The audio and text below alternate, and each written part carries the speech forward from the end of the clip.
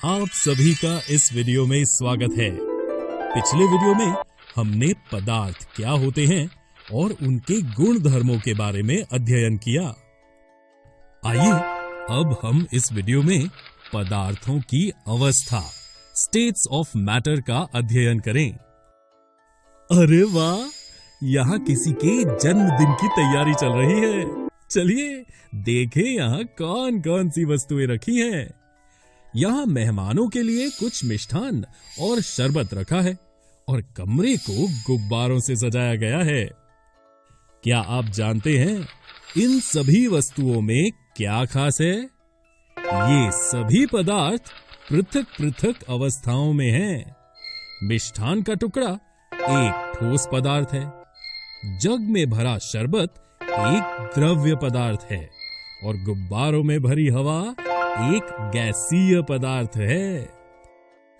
अब आप सोच रहे होंगे कि हम पदार्थों की अवस्थाएं कैसे ज्ञात कर सकते हैं। पदार्थ की अवस्थाएं उसके कणों की विभिन्न विशेषताओं के कारण होती है। आइए अब हम पदार्थ की तीनों अवस्थाओं के गुणों का विस्तार में अध्ययन करें। सबसे पहले हम ठोस अवस्था, सॉलिड स्टेट का अध्ययन करेंगे। इन वस्तुओं को इकट्ठा करें। चौकोर तांबे का पतरा, ईंट, गेंद और पत्थर। अब एक कागज पर पेंसिल से इन सभी वस्तुओं के आकार का रेखा चित्र बनाएं। क्या इन सभी वस्तुओं का निश्चित आकार तथा स्पष्ट सीमाएं हैं? ये सभी वस्तुएं पदार्थ के ठोस अवस्था में हैं। इसलिए हम कह सकते हैं कि ठोस पदार्थों के निश्चित आकार तथा स्पष्ट सीमाएं होती हैं। अब अगर हम इनके आयतन को देखें तो पाएंगे कि इन सभी पदार्थों के आयतन स्थिर हैं, यानी इनमें नगण्य संपीड्यता होती है। आइए अब एक मजेदार क्रियाकल्प करते हैं। इन वस्तुओं पर हथौड़ा मारकर इन्हें खींचकर या गिरा कर देखें। आप क्या देखते हैं? क्या इनके आकार बदले हैं? नहीं, बाह्य बल लगाने पर भी ठोस अपने आकार को बनाए रखते हैं। बल लगाने पर ठोस टूट सकता है, लेकिन इनका आकार नहीं बदलता, इसलिए ये दृढ़ होते हैं। ऐसा क्यों?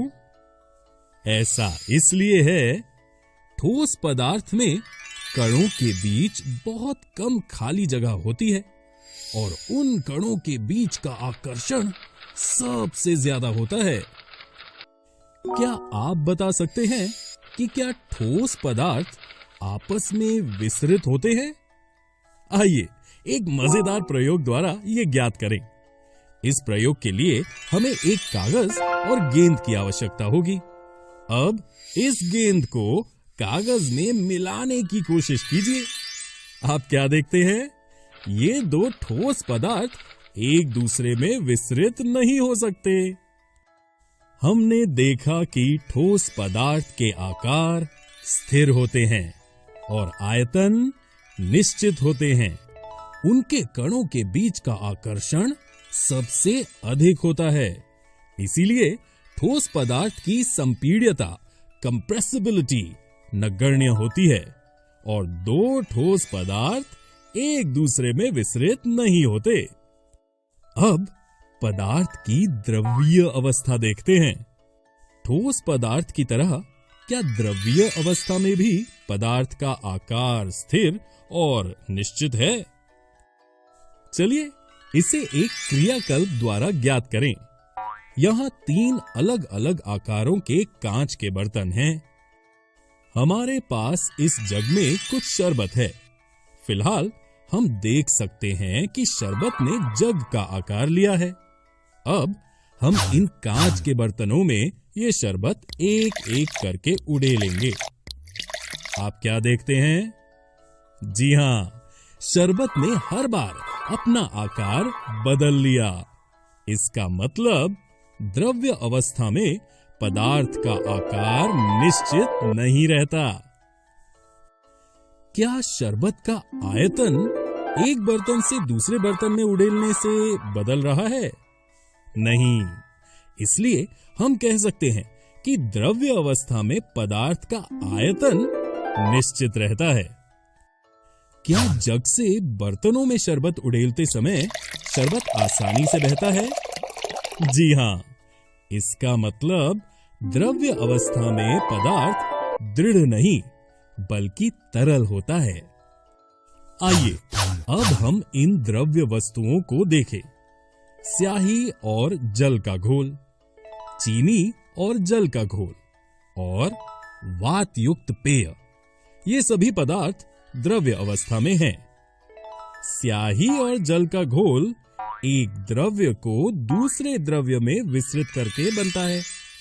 चीनी और पानी का घोल एक ठोस को एक द्रव्य में विस्तृत करके बनता है और वात युक्त पेय एक गैसीय पदार्थ को एक द्रव्य में विस्तृत करके बनता है।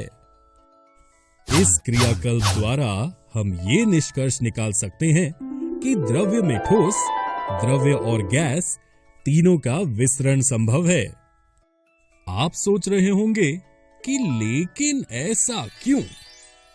ऐसा इसलिए संभव है क्योंकि द्रव्य अवस्था में पदार्थ के कण स्वतंत्र रूप से गति करते हैं और ठोस की अपेक्षा द्रव्य के कणों में रिक्त स्थान भी अधिक होता है।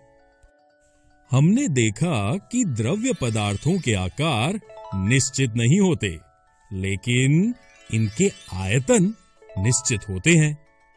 ठोस की अपेक्षा द्रव्य के कणों के बीच का आकर्षण कम होता है क्योंकि द्रव्य के कणों में रिक्त स्थान अधिक होता है। इसीलिए द्रव्य पदार्थ की संपीड्यता, कंप्रेसिबिलिटी संभव है। द्रव्य अवस्था में पदार्थ दृढ़ नहीं बल्कि तरल होता है और द्रव्य में ठोस, द्रव्य और गैस तीनों का विसरण संभव है। आप जानते हैं कि सभी जीवधारी अपने जीवन निर्वाह के लिए श्वास लेते हैं। वातावरण में उपस्थित गैसें, विशेषतः ऑक्सीजन तथा कार्बन डाइऑक्साइड, जंतुओं तथा पौधों के लिए अनिवार्य होती है। क्या इन गैसों का कोई आकार या आयतन होता है? नहीं। इसलिए हम कह सकते हैं कि गैसीय अवस्था में पदार्थों का कोई आकार या निश्चित आयतन नहीं होता है। आइए अब एक क्रियाकल्प करें। 100 ml की 3 सिरिंज लें और उनके सिरे को रबर कॉर्क से बंद कर दें। सभी सिरिंज के पिस्टन को हटा दें और अब पहली सिरिंज में हवा रहने दें, दूसरी सिरिंज में जल और तीसरी में चॉक के टुकड़े भर दें। अब तीनों पिस्टन को सिरिंजों में डालकर संपीड़ित करने की कोशिश करें। आपने क्या देखा? आप देख सकते हैं कि सिरिंज एक का पिस्टन सबसे आसानी से सबसे अधिक दब गया। इस क्रियाकल्प से हम ये निष्कर्ष निकाल सकते हैं कि ठोसों एवं द्रव्यों की तुलना में गैसों की संपीड्यता काफी अधिक होती है। संपीड्यता काफी अधिक होने के कारण गैस के अत्यधिक आयतन को एक कम आयतन वाले सिलेंडर में संपीड़ित किया जा सकता है एवं आसानी से एक स्थान से दूसरे स्थान तक भेजा जा सकता है। ये संपीड्यता इसलिए संभव है क्योंकि गैसीय अवस्था में पदार्थ के कणों के बीच का आकर्षण न्यूनतम होता है।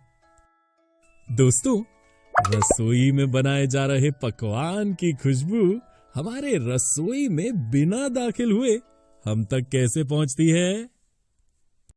खाने की गंध के कण वायु में मिल जाते हैं और रसोई में फैलकर हम तक पहुंचते हैं। ऐसा इसलिए संभव है क्योंकि कणों की तेज गति और अत्यधिक रिक्त स्थानों के कारण गैसों का अन्य गैसों में विसरण बहुत तीव्रता से होता है। तो दोस्तों, जैसा हमने देखा कि गैसीय पदार्थों के आकार और आयतन निश्चित नहीं होते। ठोस और द्रव्य की अपेक्षा गैसीय पदार्थ के कणों के बीच का आकर्षण न्यूनतम होता है, क्योंकि गैसीय पदार्थ के कणों में अत्यधिक रिक्त स्थान होता है। इसलिए गैसीय पदार्थ की संपीड्यता, कंप्रेसिबिलिटी ठोसों एवं द्रव्यों की तुलना में काफी अधिक होती है। गैसीय अवस्था में भी पदार्थ दृढ़ नहीं बल्कि तरल होता है और गैसों का अन्य गैसों में विसरण बहुत तीव्रता से होता है। आशा करते हैं कि आपको अब पदार्थों की अवस्था, स्टेट्स ऑफ मैटर की अच्छी समझ हो गई होगी। अगले वीडियो में हम पदार्थों पर तापमान और दाब परिवर्तन के प्रभाव के बारे में जानेंगे।